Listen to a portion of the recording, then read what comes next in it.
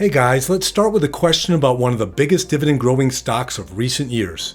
When you've improved 100% at something, what do you do for an encore? I'm talking about Morgan Stanley, ticker symbol MS. It's an iconic Wall Street investment bank, and it doubled its dividend last year. Frankly, I doubt the company will come even close to giving shareholders another 100% raise this summer. But still, I did like what CEO James Gorman had to say when he was asked during the April 14th earnings call about Morgan Stanley putting its considerable capital to use. It's a high-class problem, and it's a great position to be in, he said. We've been chipping away at the excess capital.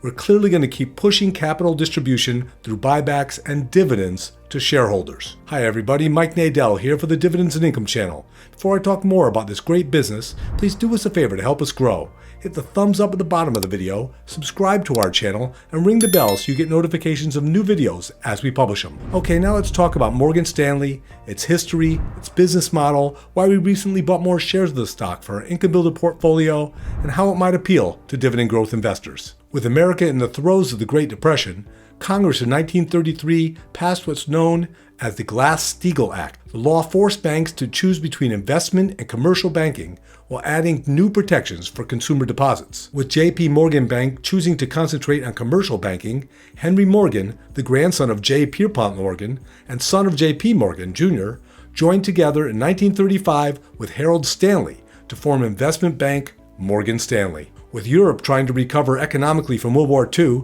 Morgan Stanley co-managed the World Bank's $50 million bond offering to help finance reconstruction efforts. During the 1950s, Morgan Stanley managed General Motors' $300 million debt issue, IBM's $230 million stock offering, and AT&T's $250 million debt offering. It was a sign of what was to come, as the company eventually served as underwriter for tech IPOs for the likes of Cisco, Broadcom, Salesforce, and Google. In the 1960s, Morgan Stanley developed the first computer model for financial analysts. In 1967, the firm opened an office in Paris to pursue the burgeoning European securities market. And over the next several years, offices followed in Tokyo, Frankfurt, Hong Kong, Luxembourg, Melbourne, Milan, Sydney, Zurich, and finally, in 1995, China, as Morgan Stanley became a global powerhouse. In 1997, Morgan Stanley merged with Dean Witter Discover & Company to create the world's largest securities firm at the time. It's now the third largest investment bank by revenue. In 2006, the company spun off its Discover Card unit. During the Great Recession of 2007 to 2009, Morgan Stanley was one of many banks to struggle mightily. Its stock price tumbled nearly 80%, it slashed its dividend, and it needed an infusion of cash from China and Japan just to survive. In 2009, Morgan Stanley bought 51% of Smith Barney from Citigroup, creating giant brokerage house Morgan Stanley Smith Barney. 3 years later, that part of the business was renamed Morgan Stanley Wealth Management. In 2020, Morgan Stanley completed its $13 billion acquisition of discount brokerage E-Trade. And last year, the company finalized its $7 billion acquisition of asset manager Eaton Vance. Here's what Morningstar had to say about Morgan Stanley in the wake of all that acquisition activity. Smith Barney was a transformative deal for Morgan Stanley and has been a key driver of the company's strategy and outperformance for the previous decade. More recent acquisitions of Eaton Vance and E-Trade also have the potential to further the company's shift to higher return on capital and steadier investment management revenue, give Morgan Stanley capabilities to compete with the largest financial sector companies, and gives the company exposure to secular tailwinds in workplace services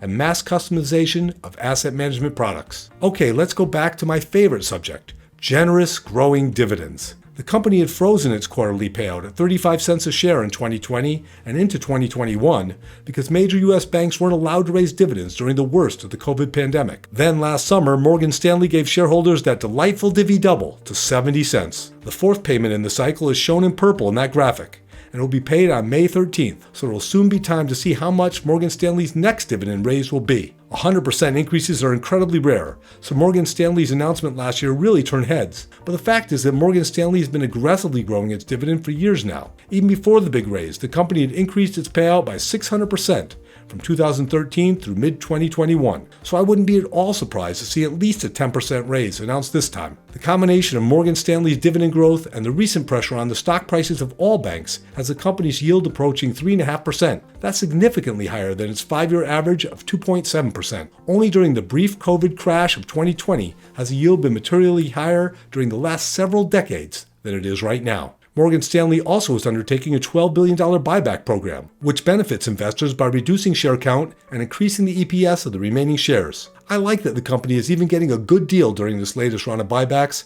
because its shares are considered undervalued. Put all that together and you can see why Morningstar gives Morgan Stanley an exemplary rating for capital allocation, saying, in our opinion, the company's balance sheet is sound, its capital investment decisions are exceptional, and its capital return strategy is appropriate. Morgan Stanley's total return has tumbled more than 15% this year, but it's not like they're the only laggard in the industry. Indeed, Goldman Sachs, JP Morgan Chase, Bank of America, and Citigroup have fared much worse, and the S&P 500 index is also at a double-digit downer. A number of factors have weighed on banks and the overall market, including the pandemic, inflation, and most recently, Russia's aggression against Ukraine. Over the last year, Morgan Stanley is the only major U.S. investment bank with a positive total return, and the stock has beaten the index too. With a total return of almost 500% over the last decade, Morgan Stanley has beaten them all, and it's nearly doubled the S&P 500 index's performance. And I have every reason to believe that the company will continue to be a long-term winner. On April 14th, Morgan Stanley reported strength and resiliency during its first quarter earnings call. Although metrics such as revenue, earnings, and return on tangible equity were down somewhat from the same quarter in 2021, the company still beat estimates. Furthermore, its $14.8 billion in net revenues represented the second best quarterly showing in its 87-year history. All right, now let's take a look at valuation. A silver lining to the pullback in Morgan Stanley's price is that it makes the stock a more attractive investing candidate. Of the 29 analysts tracked by Refinitiv, 20 are calling Morgan Stanley either a strong buy or buy. Analysts' average 12-month price target of $107 suggests a 26% upside for Morgan Stanley's stock price. One of the most bullish analytical firms is Credit Suisse, which digested Morgan Stanley's latest earnings report, raised expectations for the full year, and reaffirmed its $124 target price, indicating a potential upside of about 50%. After Morgan Stanley's first quarter report, BM Capital raised its price target to $113.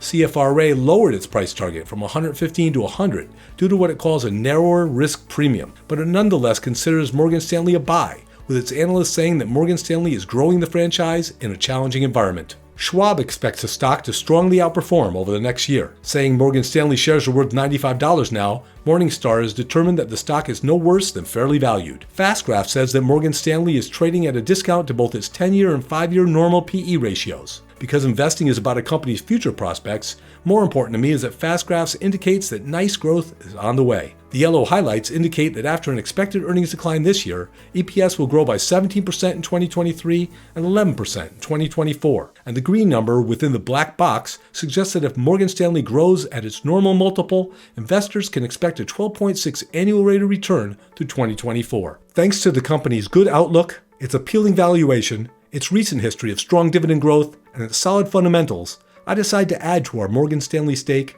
in the Income Builder portfolio. On April 19th, we bought 8 more shares and now have a 23.7 share position that's producing about $66 in annual dividend income. And remember, I expect that income generation will increase after the company announces its new dividend in a couple months. For a look at all 47 stocks in our Income Builder portfolio, check out the link in the description.